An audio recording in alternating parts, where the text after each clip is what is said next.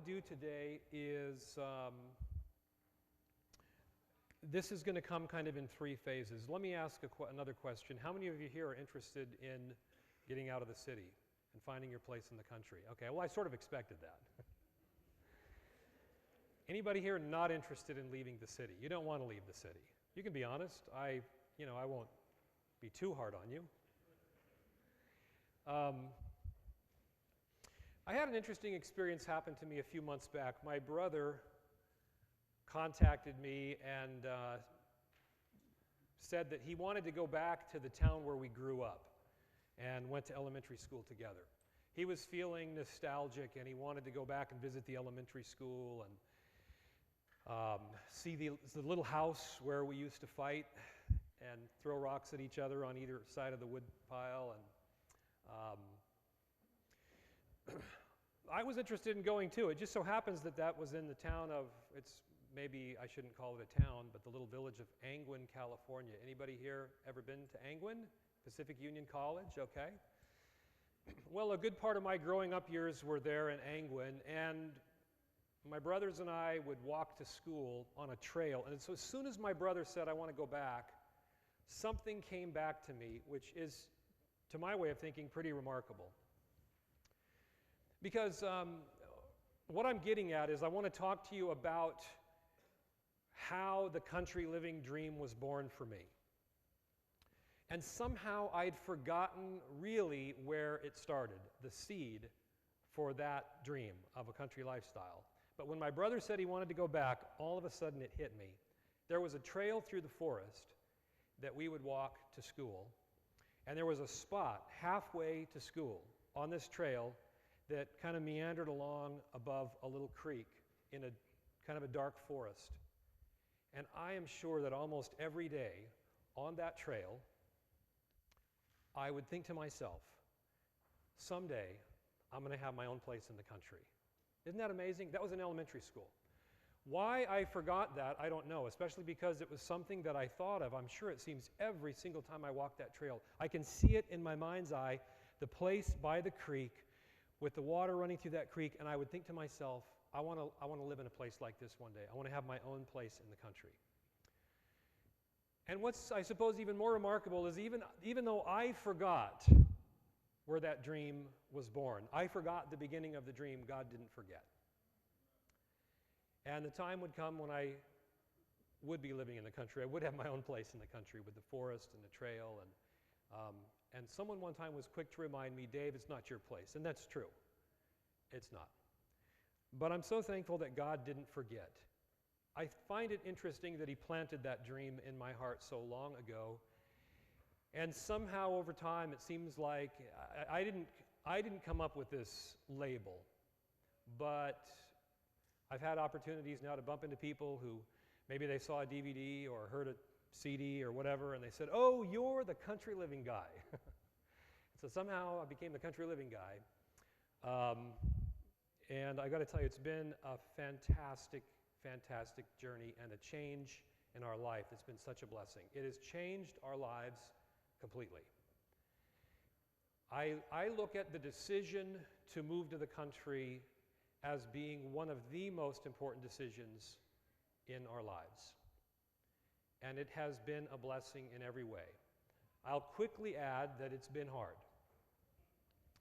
In fact, the last 12 plus years have been, at many times, no doubt, the hardest times in our lives. But I would quickly add they've been the best years. I wouldn't trade this experience for anything. It's been a blessing for our marriage. It's been a blessing for our family, bringing up a little girl in the country. I wish so much that I'd had the experience that she's been able to have. I think about times I looked out the window and my little girl was eating between meals, and I know Ben may touch on this, we shouldn't be eating between meals, but she was out in the blueberry patch eating blueberries, fresh off the blueberry bush. And maybe I should have run out and stopped her and said, don't eat between meals. But I was looking, thinking, man, I wish I could have grown up that way. But I'm so thankful for the blessing that country living has been to us. It has been a blessing even in this economy. You know, I hope that nobody misunderstands me, what I'm going to say right now, but I'll qualify it, so I'll try to save my hide here, but I'll stick my neck out first. We live a millionaire lifestyle, but we're not millionaires. I mean, we live on 10 acres surrounded by some of the most beautiful scenery in this country. Now, if we were to try to buy 10 acres in the city, we'd probably need to be millionaires, right? Now, the reason I said I'm going to save my hide on this one is because Mrs. White said that if we would find, you know, a small, modest home, a little piece of property where we could grow our own food, we would live like kings and queens. Have you ever thought about this, that God wants you to enjoy the millionaire lifestyle? Why? Why? Is it just for us? Well, God does love us, and He has, you know, I like to say this, you and I were wired for a country lifestyle. I had a really interesting phone call because the country living message has become of great interest to the media. Are you aware of that? I have now received 2 phone calls from major television production companies. The last one was Nat Geo. Ever heard of them? They found us online. They found us through Back to Enoch, our website. They wanted to talk to me about coming and doing an interview with us for National Geographic because they're telling me that there is a movement in America of people who want to get out of the city, who want to go back and learn to live off the land, a simpler life. Isn't this interesting? And yet sometimes, I'm going to say this, sometimes it seems to me that there's resistance to this message within our own churches. So this is nothing new, that pretty soon the world is kind of running ahead of us. But I wanted to tell you about this conversation with this lady from National Geographic. She was in New York City, and of course I invited her to come to our home, to come visit. And she said, well, I think I'd be afraid. I'd be spooked out there in the woods. I find this so ironic that a person who lives like in Manhattan would be afraid to be out in the woods. But I mean, I think I kind of understand it. But I said this to her. I said, you know what? I said, after a little while, after a few days, it would resonate with you. Because we're designed for that kind of life. God wired us. I mean, what did He do with man? As soon as He created man, where did He put him? In a garden. Whether or not you feel like you're wired for it, the fact is you're wired for that. I don't know if she'll take us up on her invitation or not, but I'm just so thankful for that blessing. What I want to do this afternoon is I want to cover this in 3 phases. And the first phase has to do with a framework. I really want us to have the right framework, the setting, to talk about the Out of the Cities message. So we're going to briefly look at an overview, a sequence of end-time events. It's not a time chart. It's a look at end-time events. And I'm interested in looking at what I believe are the highlights. You know, we could drill down very deep and get into great detail. And some of you, I'm sure, you know, would enjoy doing that. We're not going to take the time to do that today. We're going to look at some highlights. Because there's a framework and there are some underlying principles that I think it's very valuable for us to talk about. Then in the next session, we're going to look at this question of the Out of the Cities message specifically. Is it biblical? Does the Bible actually teach that there would come a time at the end when God's people should get out of the city? I think it's an important question. And then we're going to focus in on that and ask ourselves what unique perspective and understanding do Seventh-day Adventists bring to the table in terms of the country living message. And then in the third session, this afternoon, evening, whatever time it is by the time we get there, we'll try and not be like Paul who went till midnight. But you don't have any high windows here, I don't think. So maybe we can go a little later. No, we'll try to rein it in. But the third time together, what I'd like to talk about is city evangelism and the country living message. Because I think it's important to understand this in the context of city evangelism. And it just so happens that city evangelism is often the issue which seems to neutralize the call to the country. Because people say, well, we've got to reach the people in the cities, and that's true. So I feel like each of these three topics is extremely important. I hope that you can stay with us so that we can have at least what I'll feel comfortable with as a kind of a well-rounded look at this topic. Okay, so let's see. This is a new, I think I just follow the arrows, huh? All right. So let's begin with a look at an end-time event sequence. And this really started for me. The seed for this presentation came 4 years ago as we were approaching the last presidential election. And the reason that I say that is because you might remember we had a lot going on in 2008 in the fall, remember? Even big banks, big names like Morgan Stanley were predicting a major event financially in the fall of 2008. It didn't take a prophet to know this. Just simply people pushing pencils and looking at the numbers could see that we were headed toward this nightmare, financial nightmare. And so as early as June of 2008, Morgan Stanley came out with a warning about something that would happen in the fall of 2008. As that buzz was cranking up, and of course we're approaching a presidential election at that time, the emails were flying. I don't know if you guys get all the emails I get. And there are emails, I'm sure, that aren't just limited to Adventist circles, but some of the emails that fly around in the Adventist circles are something else. And there were all kinds of predictions that, well, if there's a financial collapse in the fall, then the Sunday law would have to be passed before that. Did anybody see that email? I got that email. I make a note of these emails. Then there were the emails that said that there was going to be a major event, some kind of disaster, and that martial law would be declared, and there would be no election, so that Bush would stay in. Did anybody get that email? I'm not trying to make fun of anyone on this, okay? I want to be careful how I present this, because, that's not entirely implausible, right? But it just seemed to me that people who were Seventh-day Adventists were just kind of like blowing around, almost like a ping pong ball bouncing off the walls with the latest email that came in from somebody who had inside information. This came from somebody in the military. This one came from somebody with security clearance, and they know what's going to happen. And those things didn't happen. Now, of course, there was a pretty big financial disaster, but there was an election. Did anybody get emails like that over the last few months?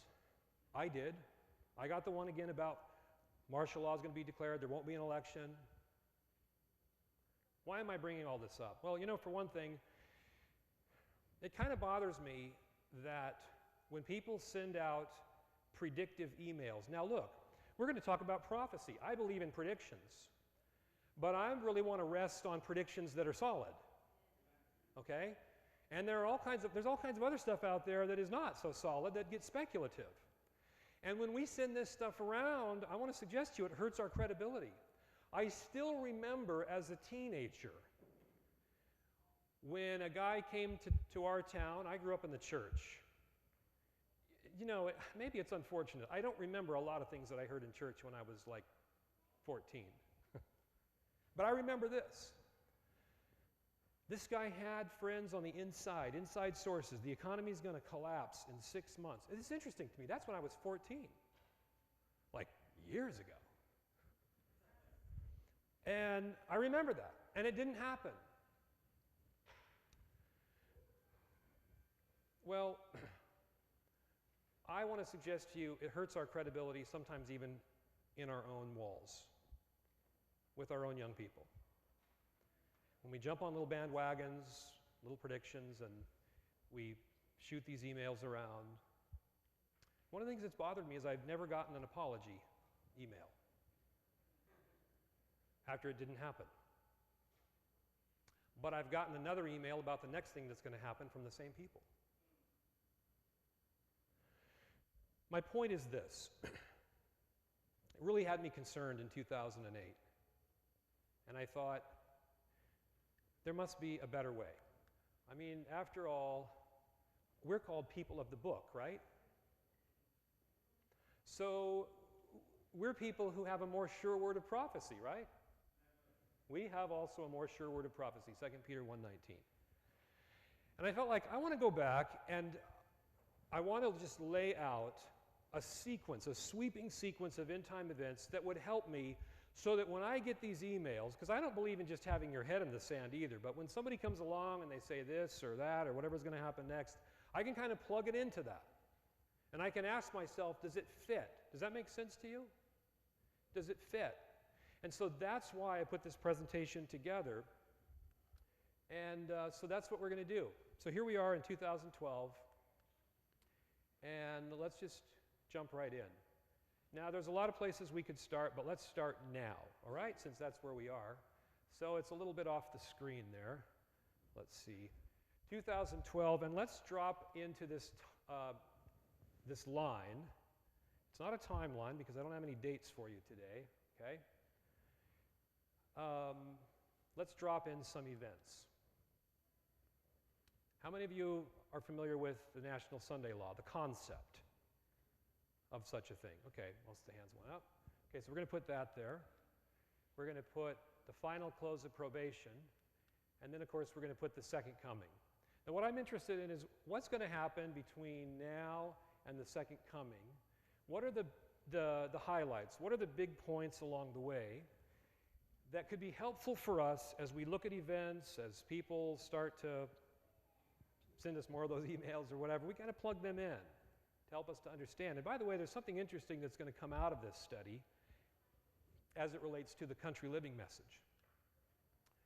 So starting now, between now and the Sunday Law, in the book Great Controversy on page 582, it says this: "The last great conflict between truth and error is but the final struggle of the long-standing controversy concerning the law of God. Upon this battle we are now entering." Now that comes from a chapter called The Impending Conflict. And so that's what I'm going to label this time period between right now and the National Sunday Law.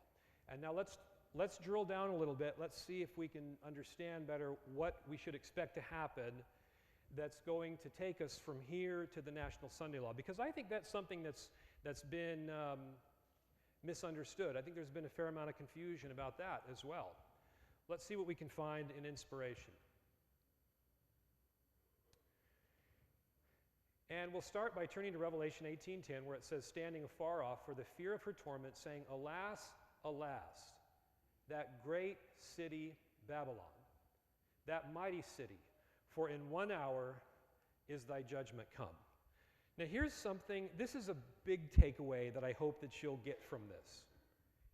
That one of the things I'm finding as I'm looking at Bible prophecy in the context of what's happening now in the world around us is that the focal point is honing in on cities, on metropolitan areas.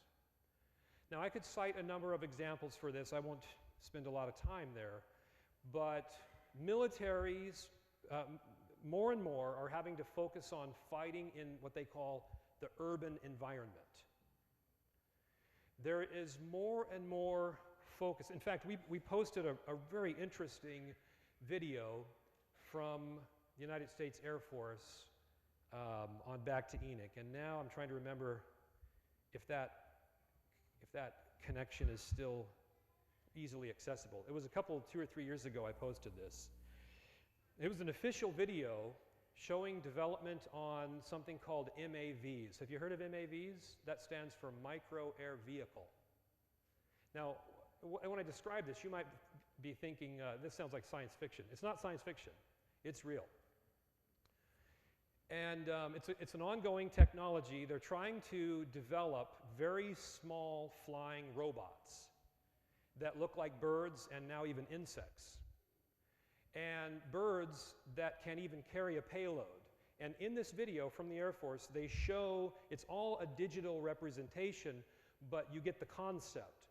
When you see this thing that looks like a real bird flies up and lands on a power line, and the voice narrating the video explains that they will be able to recharge their battery by landing on power lines. And they have cameras that hone in and can spy. Soon they show a swarm of little micro air vehicles that look like bats going inside of a building. And pretty soon the voice explains, the narrator explains that they'll be able to carry payloads, and then you then watch a digital representation of this little bat-like robot firing a bullet or whatever at a person and killing them. What interested me most about this video, you can even find this on YouTube. Just type in MAV. This is, and understand, look for the official one from the U.S. Air Force, okay? Just to understand that we're not talking about fringy stuff here. In fact, if you search MAVs, you'll find that the technology, they're really working intensely on this. But here's the point of me telling you the story, is that the narrator for the U.S. Air Force video explains that this is going to become one of the key components for battle in the urban environment.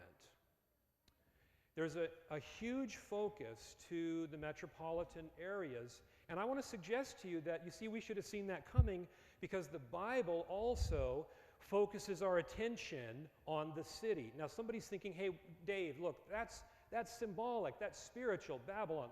True. But I want you to understand there's also a literal connection. When the Bible focuses on Babylon, there's a literal connection that should jog our minds, should tell us that there's going to be an importance, that the conflict is more and more going to be seen happening in the metropolitan setting. So let me show you something, just so you know that I didn't invent this connection. I didn't invent the idea that when the Bible talks about Babylon in Revelation 18, that we should understand a literal connection. Yes, a symbolic, a spiritual connection. I'm not taking away from that, but a literal connection. I didn't invent that idea. Here it is from the pen of Ellen White. Really interesting. Manuscript Releases, Volume 21, page 91. Let all who would understand the meaning of these things read the 11th chapter of Revelation. Now let's pause right there. What's in chapter 11? Okay, somebody says the French Revolution, that's what it's talking about, but like specifically, where does this activity take place that's being described in Revelation 11? Anybody remember? Okay, but what does Revelation 11 tell us? Where is it? Great city, and it names two cities. One of them we don't think of as a city, right? It says Sodom and Egypt. Remember that? Revelation 11. So I just wanted to remind you what she's talking about here. She says, read the 11th chapter of Revelation. Now notice, read every verse and learn the things that are yet to take place in the... Do you see? Now, Revelation 11 is a symbolic representation about the French Revolution, but you see how she's making a literal connection? Look at this as she keeps going. Read also the scenes portrayed in the 18th chapter of the same book. What's in Revelation 18? We just read it. Babylon is falling. So you see what she's telling us? Yes, there's a spiritual connection. There's a symbolic meaning, but don't miss the literal meaning too. That when Revelation 18 says that the smoke is ascending up and people are standing from afar wailing, expect to really see that. Is that a stretch? If you've seen the news clips from 9/11, then you already saw that, right? I mean, there were literally people standing afar off, smoke's ascending, and they're wailing. Now, I'm not suggesting that's like, you know, the fulfillment. I think we're going to see more of that. Okay, so the point being this, in this time, the impending conflict between now and the Sunday law, expect to see an increasing focal point on metropolitan areas. Now, notice this, from the Great Controversy, page 589. He, talking about Satan, will bring disease and disaster. How interesting. Where's it focused? Until populous cities are reduced to ruin and desolation. Now look, I don't want to be misunderstood. I'm not suggesting that if you live in the country, you're immune from disasters. In these natural disasters, there are people in rural areas that are hit as well. But ask me where I'd rather be. Would I rather be on Staten Island or, you know, in an outlying area? It's clear to me where I'd rather be. But notice this. Satan brings disease and disaster until populous cities are reduced to ruin and desolation. So, expect to see an increase in disaster and disease focused on metropolitan areas. This, by the way, is key because this, we're going to see in a minute, this is what drives the National Sunday Law.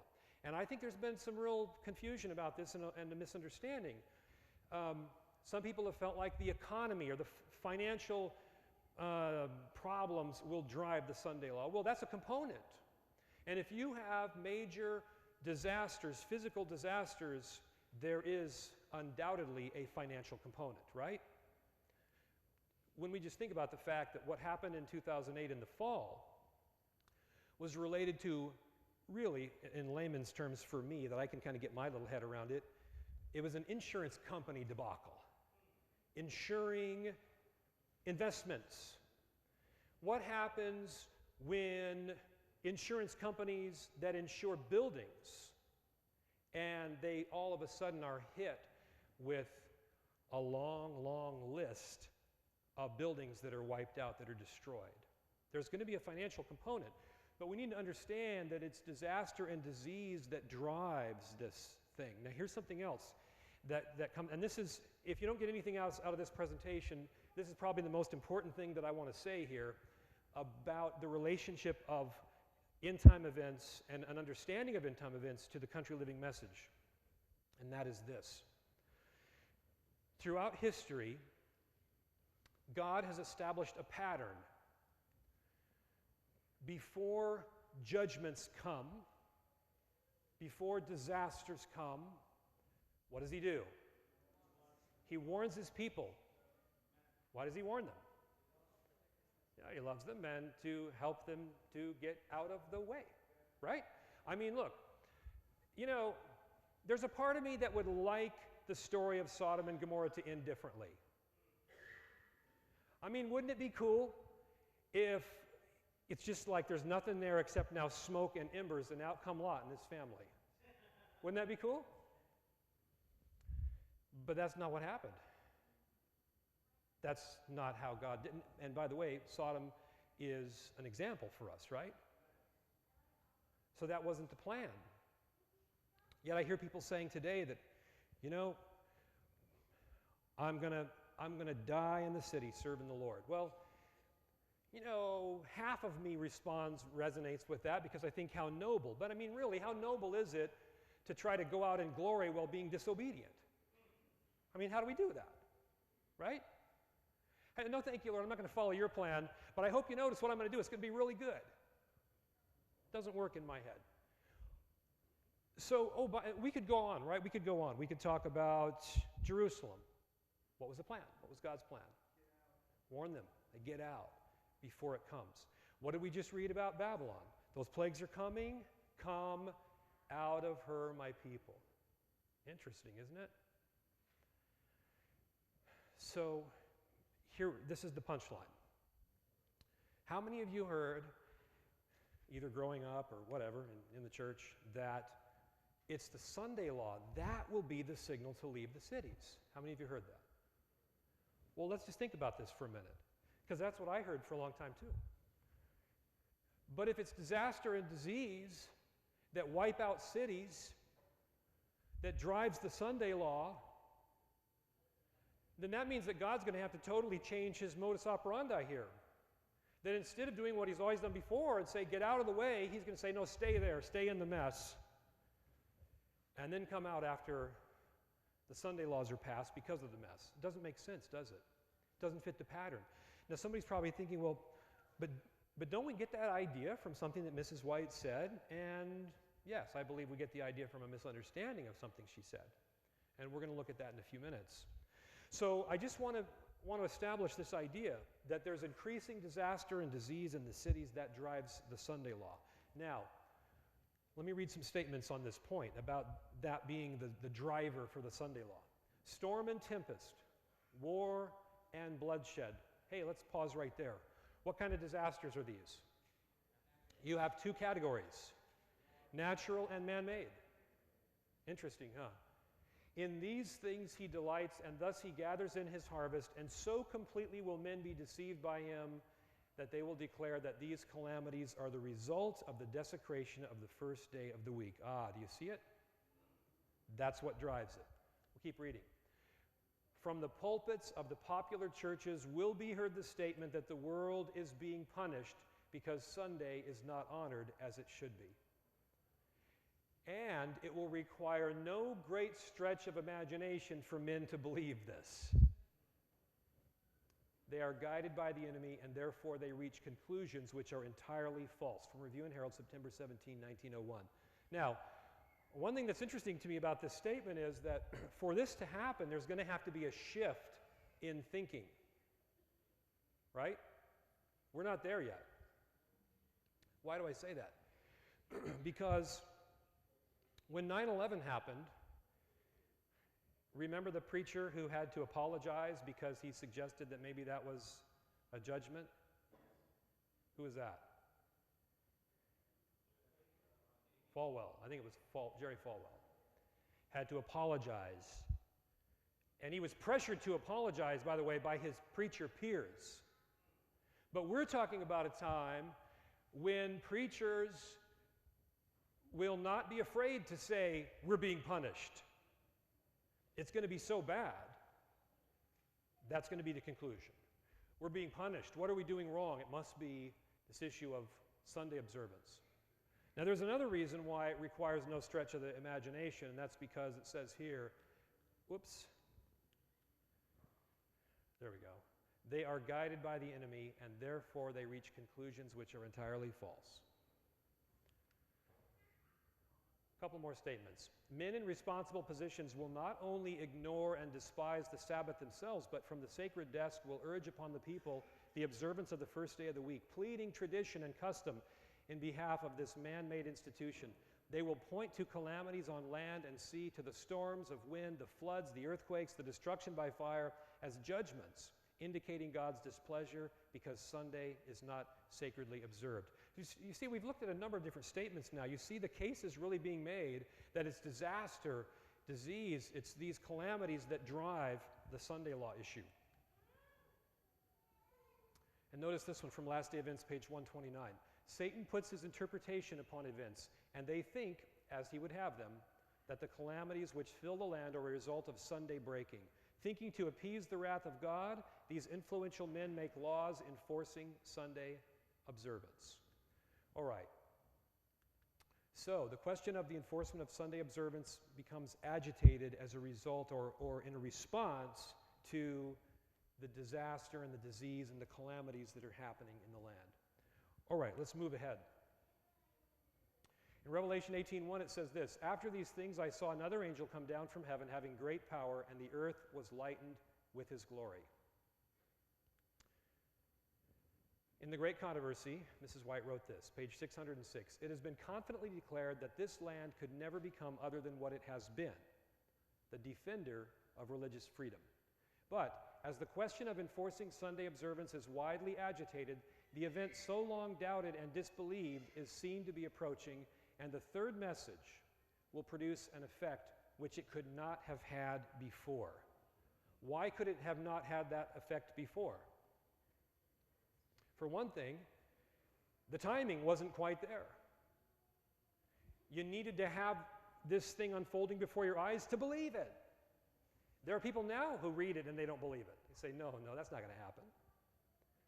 So now you can also make an argument that it will have an effect like never before also because of the power of the Holy Spirit.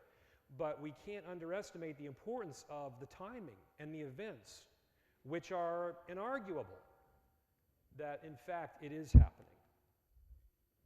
Okay, so this is really talking about the third message, swelling to the loud cry. There's a pattern that I want you to just start looking for a pattern here. There's an interesting pattern as I started to lay this chart out that to me seemed really significant. Let's go a little bit further and see if you can catch this pattern. Last Day Events, page 201. As the third message swells to a loud cry and as great power and glory attend the closing work, the faithful people of God will partake of that glory.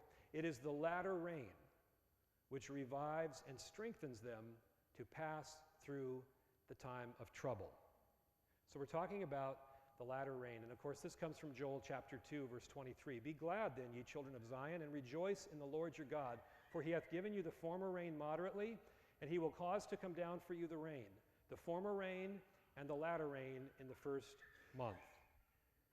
Even in this latter rain, there is this pattern that I'm alluding to can be seen. Notice this. By the way, this is interesting to me because I've heard people say, what's the latter rain for? They pose this question. Is it to give power to the loud cry, to the message? Or is it to prepare God's people? You know that people argue over that? And to me, that's a pointless argument because we're told that it's for both. Right here in Early Writings, page 86. At that time, the latter rain, or refreshing from the presence of the Lord, will come to give power to the loud voice of the third angel and prepare the saints to stand in the period when the 7 last plagues shall be poured out. So let's go back to our chart. We'll put the latter rain there. And there's one more thing I want to put before I ask you the quiz question. What's the pattern? Okay. This comes from Testimonies for the Church, Volume 6, page 332. This was written in 1900. We are in the shaking time. Have you seen that one before? We are in the shaking time. Is the shaking time only in the past, though? Did it something that happened? No. Notice this. Evangelism, page 360. In the absence of the persecution, there have drifted into our ranks men who appear sound and their Christianity unquestionable, but who, if persecution should arise, would go out from us. Notice this one. Last Day Events 173 and 174. The time is not far distant when the test will come to every soul.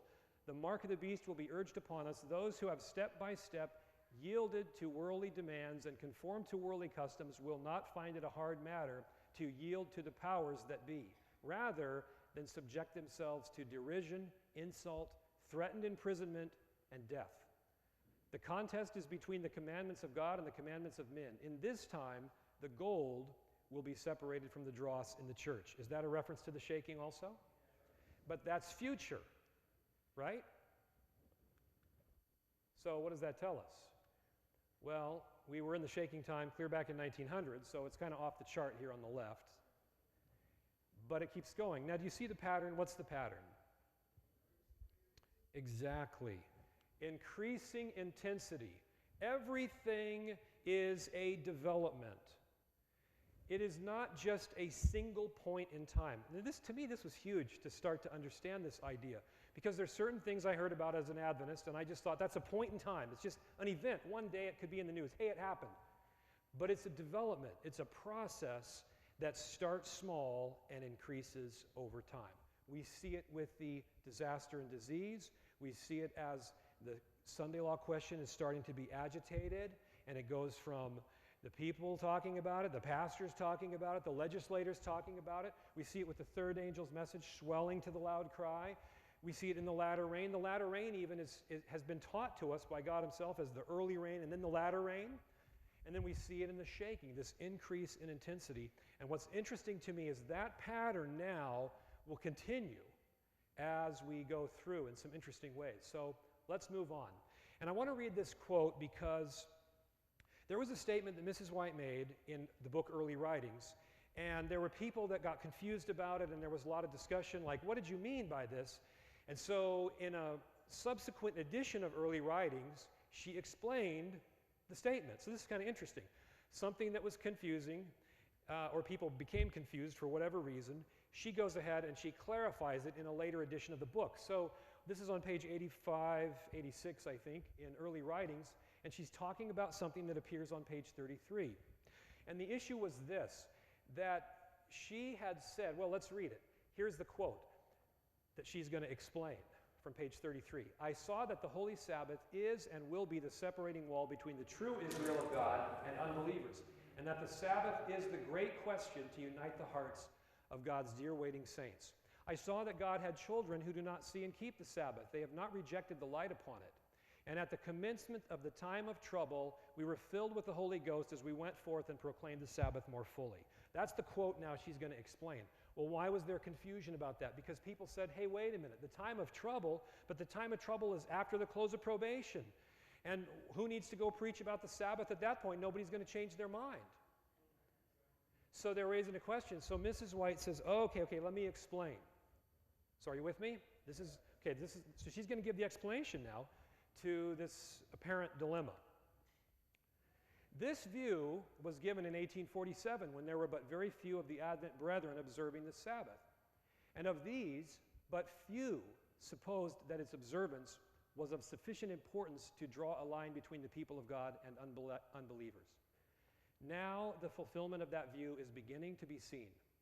Now here she goes. She's going to explain the time of trouble that she talked about on page 33. The commencement of that time of trouble here mentioned does not refer to the time when the plagues shall begin to be poured out, but to a short period just before they are poured out while Christ is in the sanctuary. The meaning of that little phrase there, while Christ is in the sanctuary, in other words, probation hasn't closed yet. People still make decisions. So there is a little time of trouble, and if you wondered where that ever came from in Adventism, Mrs. White, I haven't found that precise usage of that phrase, but this is the concept, that there is a time of trouble that she called the time of trouble before the big time of trouble.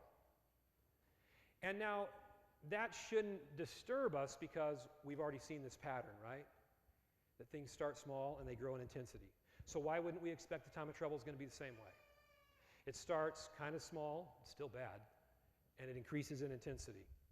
So, oh, by the way, here's the rest of that quote.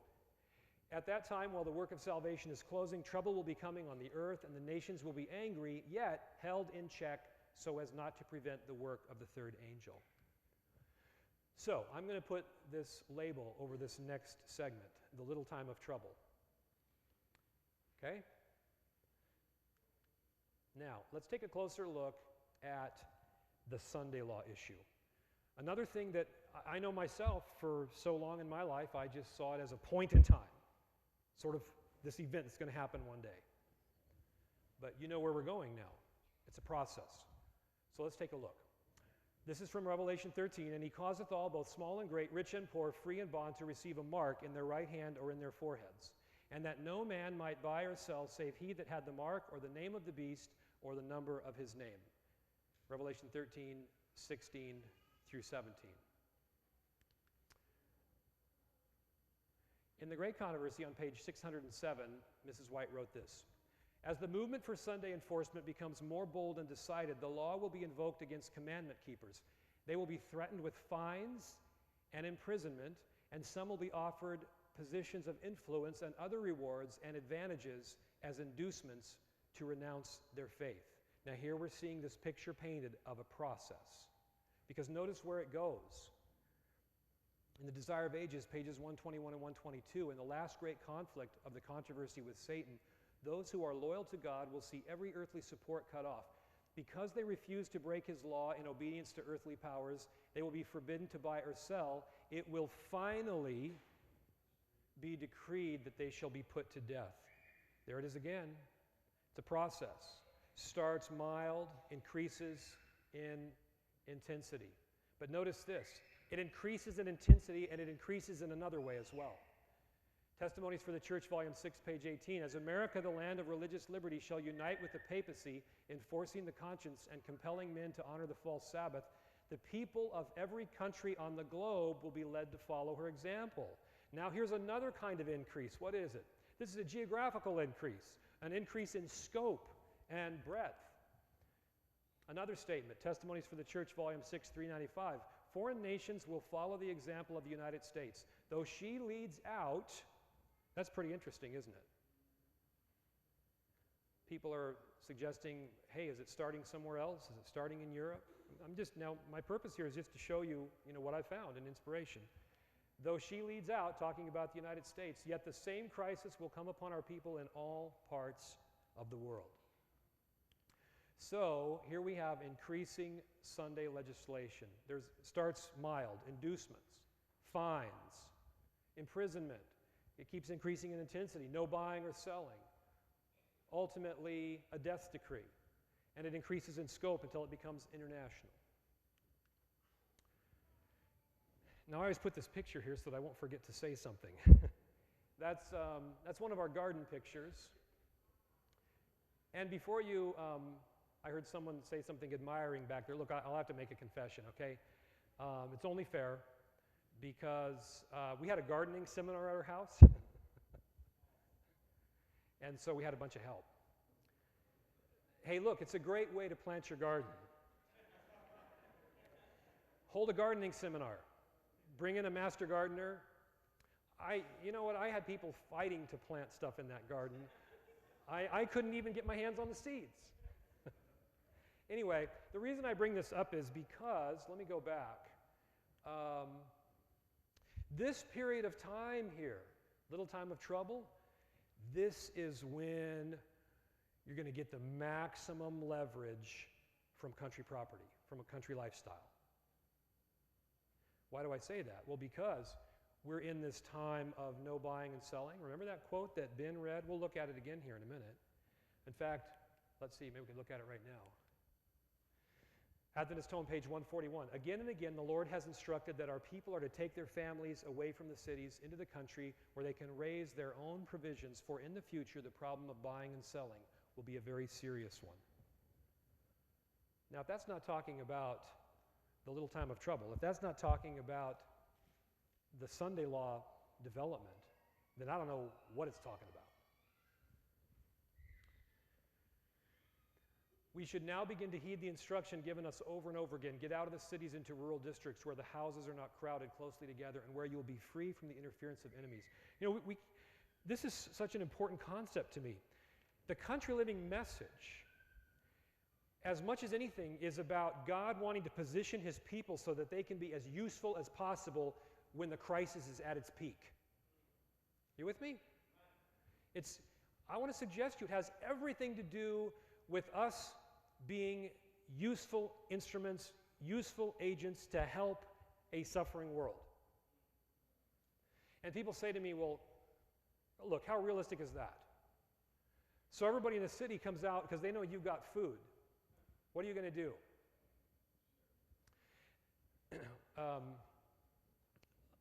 Interesting conversation that I had with a neighbor where we live out in the country. I think that he considers himself a Christian. We were sitting at the table one day talking. He dropped by for a visit, and somehow this subject came up. Interesting, you know, I don't think he regularly attends church anywhere, but I know he considers himself to be a Christian. But he's already thinking about what's going to happen when stuff comes down in the cities and the people start coming up to our neck of the woods. He brought it up. And the topic of what are you going to do when they get to your house came up. And you know what he told me? He said, I'm going to shoot him. See, there's a dirt road that goes into where we live, and there's a few other people that live there in the woods. And he said, hey, we're going to get the neighbors together. We're going to set up our own posse. We're going to be parked out there at the head of this road, and nobody's coming in. And I said, what if they did get in? What if there's more of them than there are of you? What if you're outgunned? And they get to your house, what you going to do? He said, oh, I'd still shoot him. So I tried this on him. Honestly, I don't know that I convinced him, okay? So how's that for a prelude? I'll try it on you.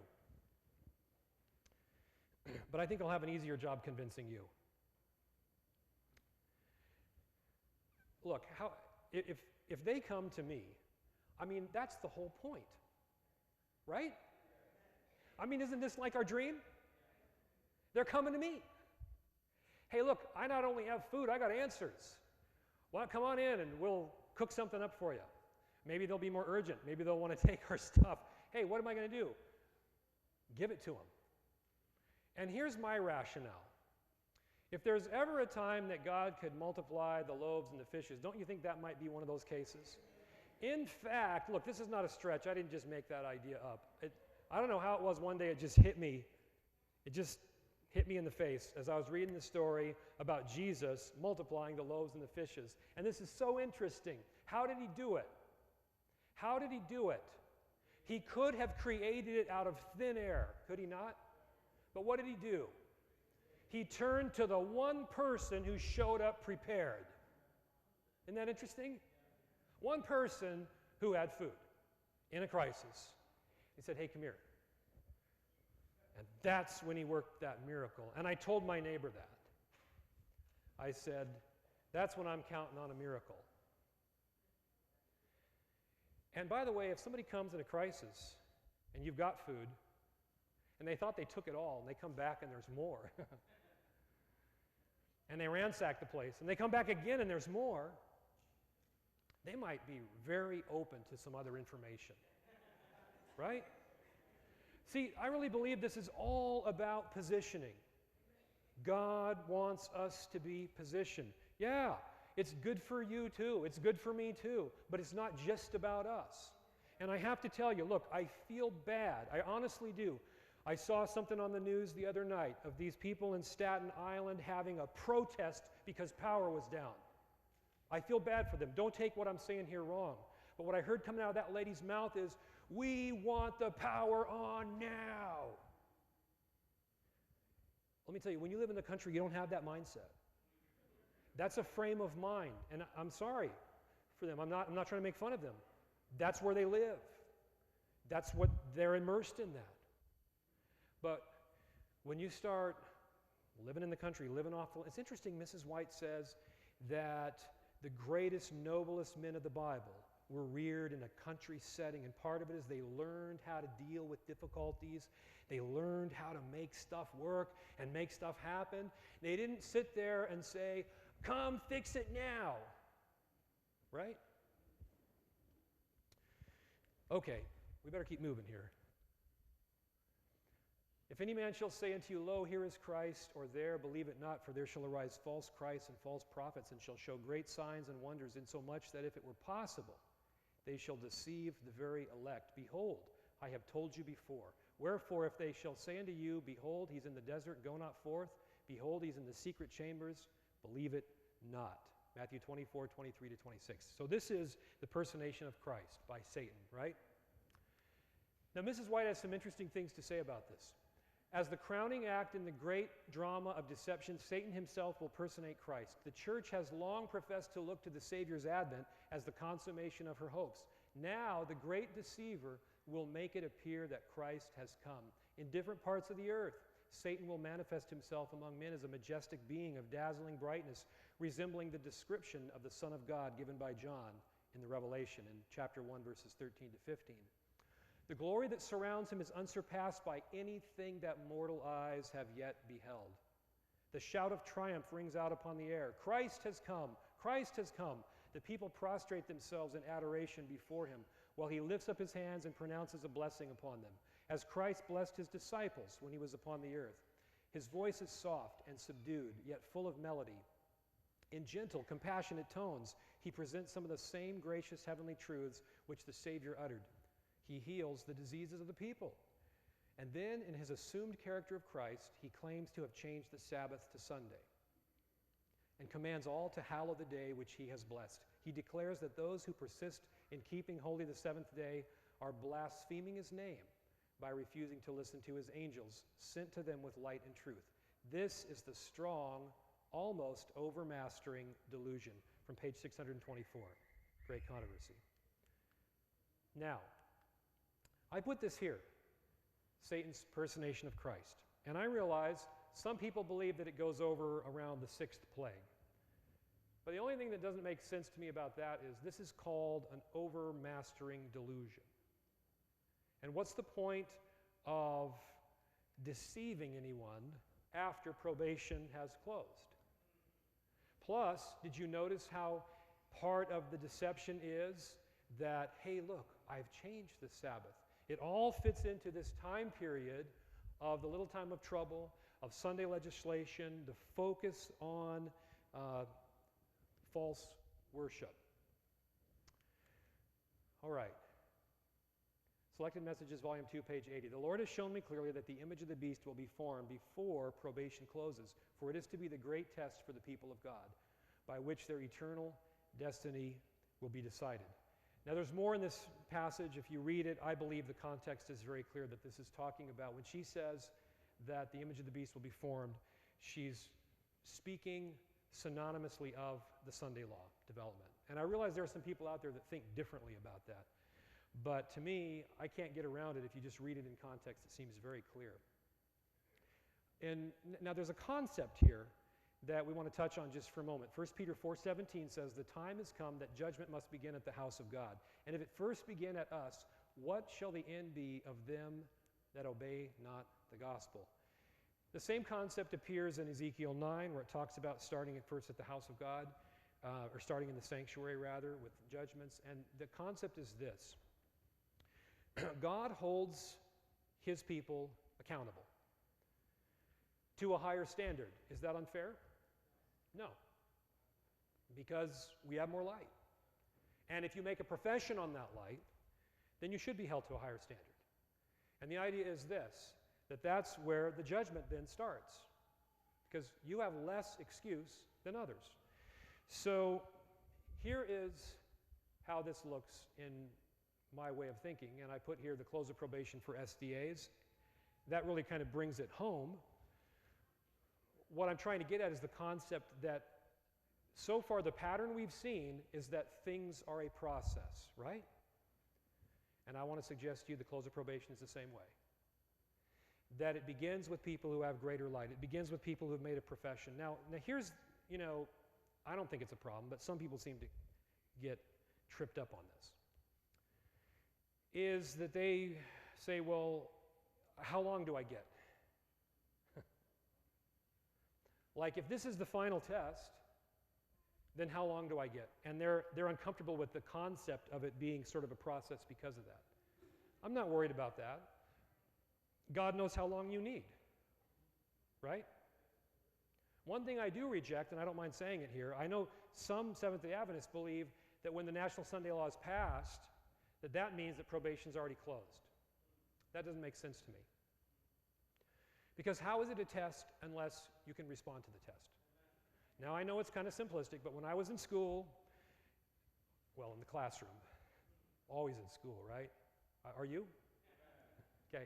So when I was in the classroom, when the test was passed out, it didn't already have a grade on it, did it? That would really be unfair. I had to take the test. How long does it take? I don't know.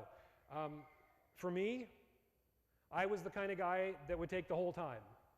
Even if I filled out all the answers, I was going over and looking at everything, and sometimes I'd even analyze myself into the wrong answer. Right? Did you ever do that? On a multiple choice or something? Is it that one or that one? No.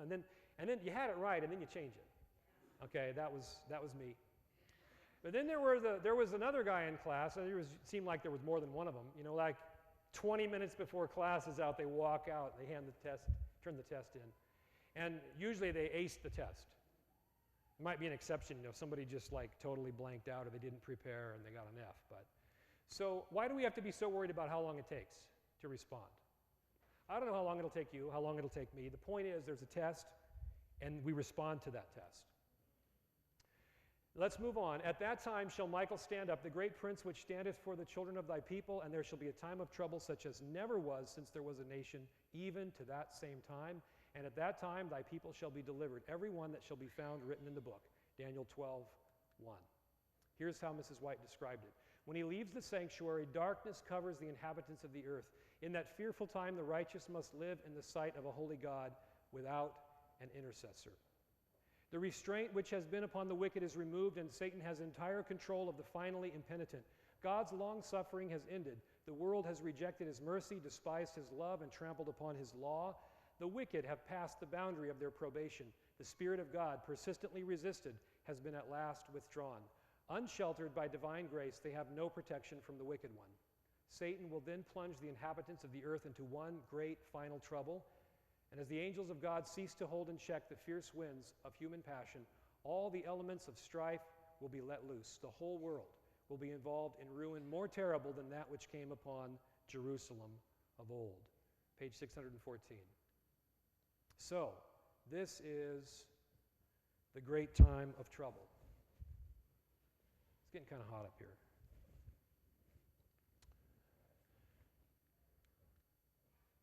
Revelation 15:1, and I saw another sign in heaven, great and marvelous, 7 angels, having the 7 last plagues, for in them is filled up the wrath of God. Early Writings 36, I saw that the 4 angels would hold the 4 winds until Jesus' work was done in the sanctuary, and then will come the 7 last plagues. So the 7 last plagues follow the close of probation. Notice this one, Great Controversy 6:27 and 8. When Christ ceases his intercession in the sanctuary, the unmingled wrath threatened against those who worship the beast in his image and receive his mark will be poured out. The plagues upon Egypt when God was about to deliver Israel were similar in character to those more terrible and extensive judgments which are to fall upon the world just before the final deliverance of God's people. So, here are the 7 last plagues. Now, there's something interesting about the 7 last plagues. I think it's interesting. We'll go ahead here and I'll show you. Revelation 13:15 says this, he had power to give life unto the image of the beast, that the image of the beast should both speak and cause that as many as would not worship the image of the beast should be killed. So here we have the death decree.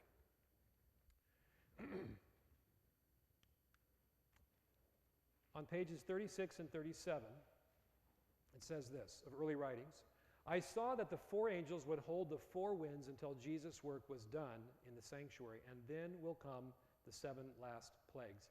These plagues enraged the wicked against the righteous. They thought that we had brought the judgments of God upon them, and that if they could rid the earth of us, the plagues would then be stayed. A decree went forth to slay the saints, which caused them to cry day and night for deliverance. So the death decree is a response to what? The plagues, okay? And notice it's plagues plural, okay? Now, in Great Controversy, says the Revelator, in describing those terrific scourges, there fell a noisome and grievous sore upon the men which had the mark of the beast, and upon them which worshipped his image. Which plague is that? That's the first plague. The sea became as the blood of a dead man, and every living soul died in the sea. Which plague is that? Okay? The rivers and fountains of waters became blood. Which plague is that? That's the third. Okay, why am I asking you? Well, watch this. Terrible as these inflictions are, God's justice stands fully vindicated. Now, she goes on to quote from Revelation 16 right after the 3rd plague has been introduced. The angel of God declares, Thou art righteous, O Lord, because thou hast judged thus, for they have shed the blood of saints and prophets, and thou hast given them blood to drink, for they are worthy. Very interesting. Now notice what Mrs. White said about this. By condemning the people of God to death, that's a death decree, they have as truly incurred the guilt of their blood as if it had been shed by their hands. Did you catch something here? That the death decree, in God's eyes, is the same as if they'd gone ahead and killed them. But the point is this. We know that the death decree comes in response to the plagues, plural, so you've got to have at least 2. And by the 3rd plague, this comment is made by the angel, which tells us that the death decree must have come. So I'm suggesting that the death decree, it's my understanding, must come right about there, between plagues 2 and 3, or in that area, because by the 3rd plague, that statement is made. Okay? Reading on. A decree will finally be issued against those who hallow the Sabbath of the 4th commandment, denouncing them as deserving of the severest punishment and giving the people liberty after a certain time to put them to death. Romanism in the old world and apostate Protestantism in the new will pursue a similar course toward those who honor all the divine precepts. The people of God will then be plunged into those scenes of affliction and distress described by the prophet as the time of Jacob's trouble. Thus saith the Lord, we have heard a voice of trembling, of fear, and not of peace. All faces are turned into paleness. Alas, for that day is great, so that none is like it. It is even the time of Jacob's trouble, but he shall be saved out of it. Jeremiah 35-7. And reading here from Great Controversy 6:15 and 6:16. So that death decree as I understand it, becomes the spark, kind of the start of the time of Jacob's trouble. Now, this is interesting. Mrs. White wrote this. As Satan accuses the people of God on account of their sins, the Lord permits him to try them to the uttermost. Their confidence in God, their faith and firmness will be severely tested. As they review the past, their hopes sink, for in their whole lives they can see little good. They are fully conscious of their weakness and unworthiness. Satan endeavors to terrify them with the thought that their cases are hopeless, that the stain of their defilement will never be washed away.